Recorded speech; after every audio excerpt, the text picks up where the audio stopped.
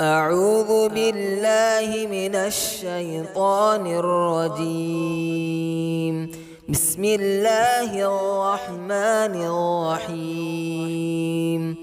يا أيها الذين آمنوا إذا نودي للصلاة من يوم الجمعة فاسعوا إلى ذكر الله وذروا البيع ذلكم خير لكم إن كنتم تعلمون.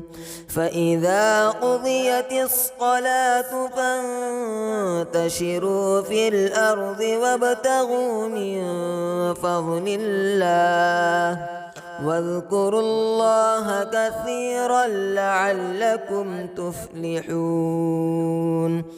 وإذا رأوا تجارة أو لهوا انفضوا إليها وتركوك قائما قل ما عند الله خير من اللهو ومن التجارة والله خير الرازقين.